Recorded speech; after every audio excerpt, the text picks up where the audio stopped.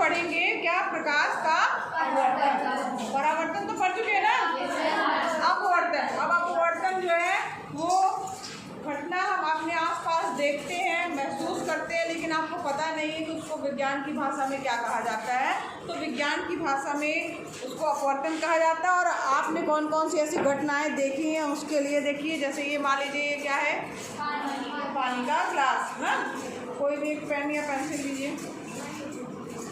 ये पेन, ठीक है, ये मान लीजिए ये पेन हमने डाला। अगर आप इसको ऊपर से देखेंगे तो ये आपको तिरछी दिखाई देगी। यहाँ अगर ऊपर की तरफ से देख रहे हैं तो आपको तिरछी दिखाई देगी, साइड से देख रहे हैं तो उसका आकार बड़ा दिखाई दे रहा है, दिख रहा है, और थोड़ा टेढ़ी भी दिखाई दे रही है। तो ये क्यों हो रहा है? क्या ये टेढ़ा है? तो ये क्यों दिखाई दे रहा है? इसमें कोई ना कोई ऐसी घटना घट रही है जिसके कारण ये ऐसा हो रहा है। आपने कभी सोचा इसके बारे में? हाँ, कभी कभी आप ऐसे गेम देखते होंगे जिसमें एक बाल्टी में पानी भरा है, ठीक, और उसके अंदर जो है आपको कोई रिंग रखी है या सिक्का मान लीजिए है या कोई वस्तु रखी है, उसमें आपको वो रिंग डालनी है, ठीक। कभी कभी ऐसा गेम भी देखा होगा, कभी ऐसा देखा होगा जैसे अपने यहाँ ये बाल मेला लगा था ना 14 नवंबर को, तो एक गेम रखा था एक दीदी ने, उसमें ऐसा गेम था कि एक दिया रखा था, एक कटोरी थी और कटोरी के अंदर वो सिक्का आपको डालना था। और कितना, बाल्टी इतनी बड़ी होगी, ज़्यादा बड़ी नहीं, तो क्या आप यहाँ से सीधा उसमें नहीं डाल सकते इतने बड़े कटोरे में? आप बाहर कोई कटोरी रखी हुई है, आप सिक्का डालेंगे तो आप उसमें डाल देंगे, डाल दोगे ना, क्योंकि बहुत दूरी नहीं है, सब कोई डाल देगा। इतनी बड़ी कटोरी, इसमें कोई चीज़ डालनी है आपको, आप डाल दोगे। लेकिन वो पानी से भरी हुई बाल्टी थी और उस गेम में भी लोग नहीं जीत पा रहे थे। क्यों? सिक्का जो है वो प्रॉपर वहाँ पे नहीं डाल पा रहे थे। क्यों?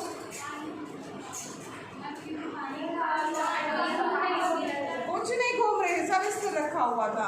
आप लोग घर जाके एक्सपेरिमेंट करिएगा। किसी भगोने में जो है एक अंदर कटोरी रखिएगा और उसके बाद उसको पानी से भर के और उसके बाद उसको डालने की कोशिश कीजिएगा, ठीक है। बहुत बड़ा कटोरा मत रख देना, थोड़ा छोटा ही कटोरी रहे, तो आप देखेंगे कि आप सिक्का डालेंगे, आपने सीधा ऐसे डाला मगर वो सिक्का जो है उसमें नहीं जाएगा। देखो यहाँ पर जो घटना घटित हो रही है वही है आपकी अपवर्तन की घटना।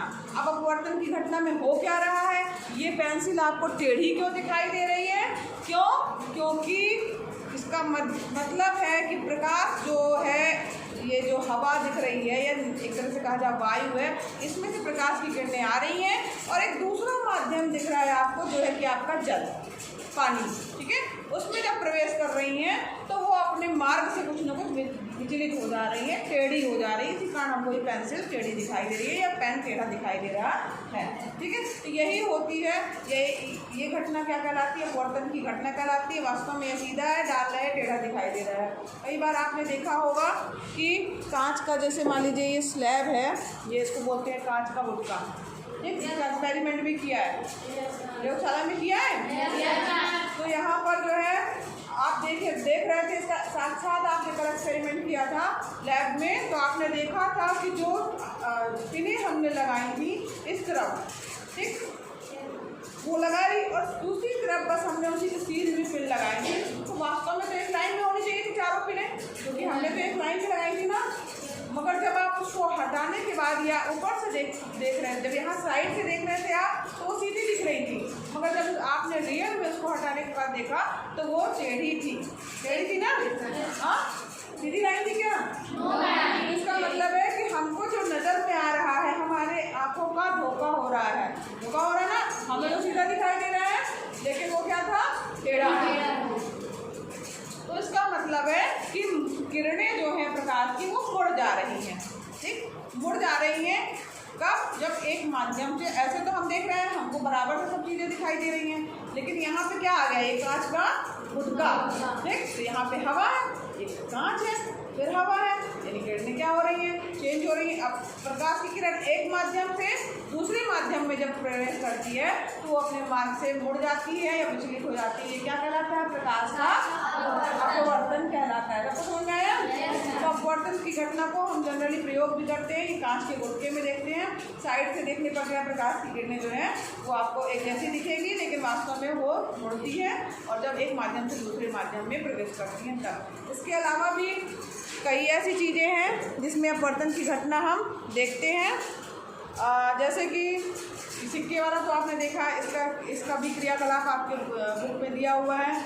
तारे हमारे टिमटिमाते हुए दिखाई देते हैं, उसमें भी जो है प्रकाश की किरणें जो होती हैं वो क्या होती, मुड़ती रहती हैं। अब माध्यम, अब वहाँ पे क्या है, माध्यम तो हवा ही है, लेकिन वहाँ पर जो है घनत्व अलग अलग हो जा रहा है। गर्म हवा है, ठंडी हवा है और हवा का मूवमेंट भी है। जब मूवमेंट होता है तो एक बार पता चला प्रकाश की किरण आई और हमारे आप तक पहुँची तो हमें तारा दिखाई दिया। दूसरे ही पल थोड़ी देर में ही जो है वो हवा जो है, गर्म हवा ठंडी हवा इधर उधर बह रही है तो चेंज हुई, तो प्रकाश की किरण का डायरेक्शन भी चेंज हुआ, तो हमें वो जो है जो जब तक हमारे यहाँ पर पहुँची तो वो कम दिखाई दी। इस प्रकार से तारे जो हमें टिमटिमाते जैसे दिखाई देते हैं। तो यहाँ पर जो है अपवर्तन की घटना घट रही है। ये लो बेटा,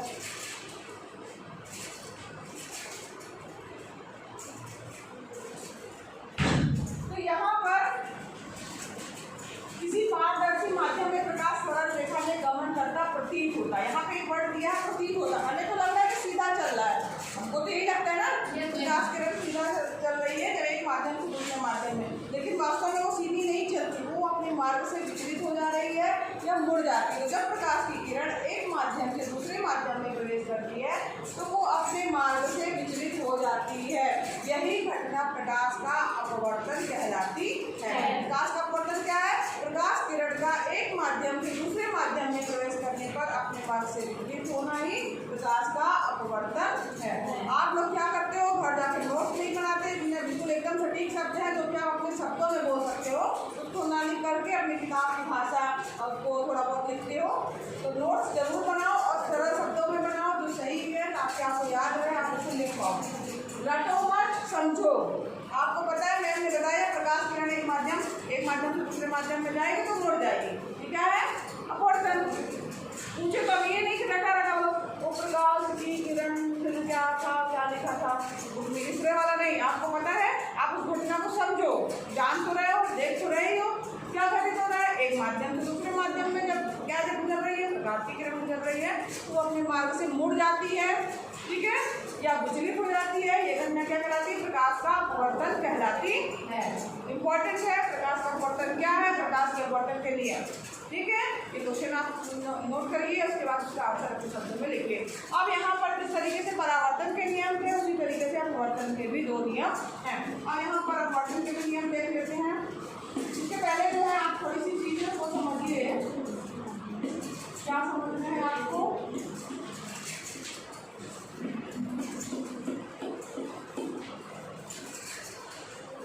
एक और घटना होती है, इसको देखिए। यहाँ पर एक बड़ा सा अगर आप उजला सा कटोरा रखेंगे, ठीक है, और उसके बाद जो है कटोरी वैसी कांच वाली नहीं, नॉर्मल जो कटोरी होती है, उसमें वो सिक्का डाल दीजिए, उसमें पानी डाल दीजिए। ठीक, अब हमने यहाँ पे रख दिया, अभी तो मेरे पास है नहीं, तो लेकिन आप लोग घर जाके इसको करना है, आपको देखना है ऐसा होता है कि नहीं। कटोरी रखी, उसके अंदर सिक्का डाला और उसमें पानी डाला, तो आपको भी दिखाई दे रहा सिक्का, यहाँ पानी डाला, धीरे धीरे आप जाते जाएंगे, पीछे जाते जाएंगे। ठीक है, तो आप कब तक पीछे जाएंगे, जब तक वो आपको सिक्का दिखना बंद ना हो जाए। समझ में आया? जब सिक्का दिखना बंद हो गया मतलब कि आपको सिक्का नहीं दिख रहा, कटोरी के अंदर सिक्का पड़ा हुआ और आप उससे उतनी दूरी पे आ गए। उसके बाद किसी अपने भाई बहन को कहिए कि पानी डाल दो उसमें और कटोरी में। ठीक, आप इस चीज़ को वहीं रखिएगा जहाँ पर सिक्का दिखना बंद हुआ था, और कोई मम्मी या कोई किसी को बोलिएगा कि उसमें पानी डालें। पानी जैसे ही डलेगा, थोड़ी देर बाद जब पानी डालते डालते कैसी स्थिति आएगी, वो सिक्का आपको दिखने लगेगा। थोड़ी देर पहले तो सिक्का दिख नहीं रहा था, सिक्का ऊपर उठ के आ रहा है क्या, वास्तव में नहीं, उसकी इमेज उसके ऊपर आ रही है। तो ये घटना भी अपवर्तन की ही घटना है, करके देखिएगा आज जाके। ठीक है, कभी मुझे भी कौन बात करके देखा है। ठीक है, तो यहाँ पर जो है अपनी स्थिति से जो है सिक्का ऊपर उठा हुआ दिखाई देता है, ये घटना भी अपवर्तन की घटना है। अब यहाँ पर आते हैं कांच के आयताकार स्लैब से अपवर्तन। हमने बहुत अच्छे से एक्सपेरिमेंट किया है, कैसे कैसे किया था ये हम लोग ने लैब में कल कर लिया है ना, किया था। अब यहाँ पर चीज़ों को समझिए, ध्यान दीजिएगा, एकदम सारे बच्चों का ध्यान यहाँ होना चाहिए कि हम बता क्या रहे हैं। ये प्रकाश की किरण जो है, ये प्रकाश की किरण आपकी क्या है, आ रही है। सीधा निशान बनाइएगा। प्रकाश की कौन सी किरण है, आने वाली किरण को क्या कहा जाता है, आपतित किरण। पता नहीं है, आपतित किरण। ये क्या हो रहा है, प्रकाश कांच के अंदर प्रवेश कर रहा है। ये बाहर क्या है, हवा या वायु। ये क्या है, कांच। तो ये देखो, जब कांच के अंदर प्रकाश की किरण है, उसको देखो डॉटेड लाइन दिख रही है ना, वास्तव में ऐसे जाना चाहिए, ठीक है। तो हो क्या रहा है, ये प्रकाश की किरण जो अपने मार्ग से थोड़ा विचलित हो जा रही है। तो ये इस विचलन को क्या कहा जाएगा, अपवर्तन कहा जाता है ना। तो ये वाली किरण क्या कहलाएगी, अपवर्तित किरण। अब कौन किससे बात कर रहा है भाई, कौन बात कर रहा है, अपवर्तित किरण, ठीक है, समझ में आ रहा है। अब यहाँ पर देखिए, प्रकाश की किरण अपवर्तित हो गई और क्योंकि यहाँ पूरा कांच है तो ये एक जैसा यहाँ पे चलेगी, ठीक। इसके बाद फिर यहाँ पे माध्यम चेंज हो रहा है। ये क्या है, कांच। ये क्या है, वायु। तो जब प्रकाश की किरण कांच से जो है वायु में प्रवेश, कौन बोल रहा भाई, क्या बात है, जब प्रकाश की किरण कांच से जो है वायु में प्रवेश कर रही है तो फिर वो अपने मार्ग से क्या हो जाएगी, विचलित हो जाएगी, विचलित हो जा रही है। आप फिर देख रहे होंगे ये प्रकाश की किरण जो है वो सीधे ना जा करके जो है वो क्या हो जा रही है, इसको यहाँ तरफ जाना चाहिए सीधा, वो थोड़ा सा जो है वो टेढ़ी हो जा रही है। तो ये जो बाहर निकल रही है ये किरण क्या कराएगी, निर्गत किरण। कौन सी किरण कराएगी, निर्गत किरण। ये आने वाली किरण, ये कौन बोला है, पीछे से आवाज आ रही है। ये आने वाली किरण आपतित किरण हो गई। ये जहाँ पे टकरा रही है ये आपतन हो गया और ये उस पर हमने क्या किया, अभिलंब। तो आप अपवर्तन का पहला नियम क्या है, ध्यान दीजिएगा, इसी से अपवर्तन का नियम आ जाएगा जिस तरीके से परावर्तन का नियम था। आपतित किरण, अपवर्तित किरण और आपतन बिंदु पर अभिलंब। आपतित किरण, अपवर्तित किरण और आपतन बिंदु पर, ये आपतन बिंदु है, इस पर अभिलंब, तीनों एक ही तल में होते हैं, ठीक है। इसी तरीके से हमने प्रकाश के परावर्तन का नियम पढ़ा था। तो ये अपवर्तन में क्या हो जाएगा, क्योंकि अपवर्तन की घटना है तो परावर्तित की जगह अपवर्तित किरण होगा, ठीक है। आपतित किरण, अपवर्तित किरण और आपतन बिंदु पर अभिलंब तीनों एक ही तल में होते हैं। ये क्या है, अपवर्तन का पहला नियम है, ठीक है। सबको समझ आया, कोई कंफ्यूजन, बोलो भाई, आ रहा समझ में सबको। आपतित किरण, अपवर्तित किरण और आपतन बिंदु पर अभिलंब तीनों एक ही तल में होते हैं, ये पहला नियम हो गया। अब इसके बाद देखिए यहाँ पर एक एंगल बन रहा है अभिलंब और आपतित किरण के बीच, जिसको क्या कहा जाएगा, आपतन कोण, आपतन कोण। और इसका हमने नाम क्या दे दिया, आई, एंगल आई। यहाँ पे I1 दे दिया है क्योंकि यहाँ पर दो बनेंगे, यहाँ पे भी बनेगा, ठीक है। यहाँ पर I1 है, इसको क्या कहा जाएगा, आपतन कोण। इसके बाद देखिए ये अपवर्तित हो रही है तो यहाँ पर एक और कोण बन रहा है, इसको क्या कहा गया, अपवर्तन कोण, अपवर्तन कोण। समझ में आ रहा है, ये आपतन कोण है, ये अपवर्तन कोण, ठीक है, सबको समझ में आया। अब इसके बाद जो है इसको R नाम दिया जाता है, ठीक, और यहाँ पर हमने R1 दे दिया है, यानी आपतन कोण और ये अपवर्तन कोण, सबको समझ में आया। और ये वाला कोण आपको पता है निर्गत किरण के साथ बन रहा है, तो उसको क्या बोलेंगे, निर्गत कोण। क्या बोलेंगे, निर्गत कोण, निर्गत कोण। अब यहाँ पर जो है दूसरा नियम यहाँ समझिए आप, दूसरा नियम अपवर्तन का कहता है कि आपतन कोण की ज्या, ध्यान दीजिएगा, आपतन कोण की ज्या अपवर्तन कोण की ज्या का अनुपात एक स्थिरांक होता है। यानी अब ज्या क्या होता है, यहाँ पे मैं नहीं यहाँ पे पढ़ी, कोई बात नहीं, पहले भी पढ़ा होगा, साइन, साइन को बोला जाता है ज्या, क्या बोला जाता है, ज्या, ज्या, ठीक है, ज्या। तो यहाँ पर साइन आई बटे साइन आर बराबर स्थिरांक चल नहीं रहा था जैसे स्थिरांक, ठीक है।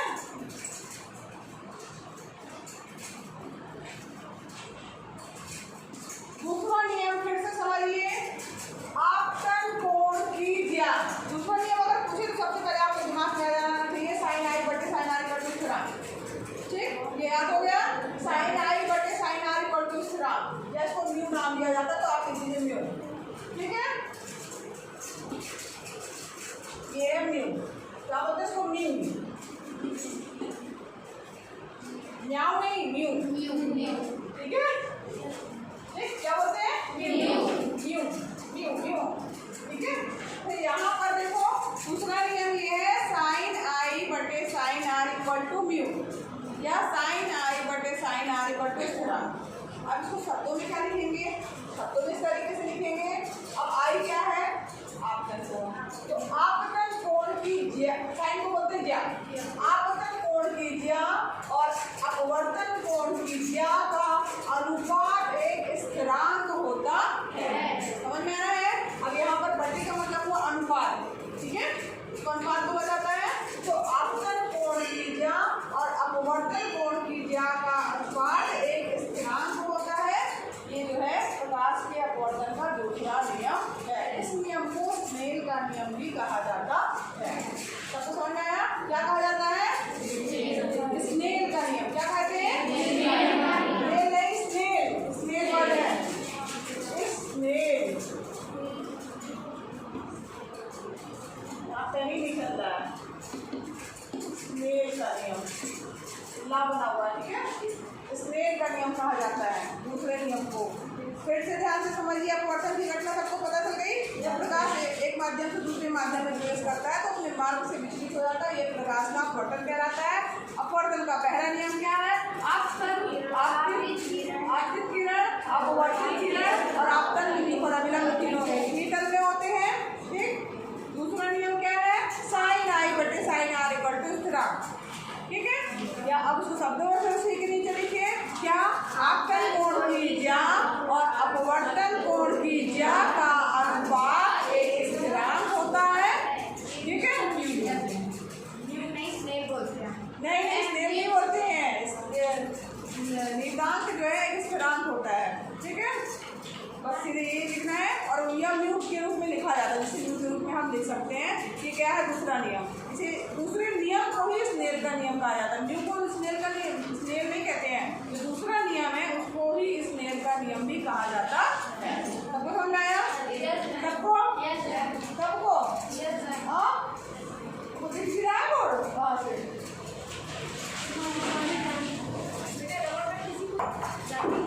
ये आपको अपवर्तन की घटना पूरी समझ में आ गई, अपवर्तन के नियम समझ में आ गए। ये क्वेश्चन जाके अपने आप नोट्स बना करके कॉपी में लिखिएगा कि अपवर्तन क्या है, अपवर्तन के नियम, ठीक है। इसमें एक क्वेश्चन और भी बन सकता है, क्या बन सकता है, पानी में जो है हमें पेंसिल मुड़ी हुई क्यों दिखाई देती है ग्लास के अंदर। दूसरा क्या था, कटोरे का सिक्का जो है वो ऊपर क्यों पानी डालने पे दिख रहा है, कोई चीज़ डूबी क्यों दिख रही है। तो ये सारी चीज़ें जो है कुछ इससे छोटे छोटे क्वेश्चन बन सकते हैं, जिसको आप नोट्स के रूप में लिख लो। अगर आएंगे तो आप लिख सकते हो। इसके पीछे कौन सा कारण जिम्मेदार है, अपवर्तन, ठीक है। चलो कल आगे पढ़ेंगे।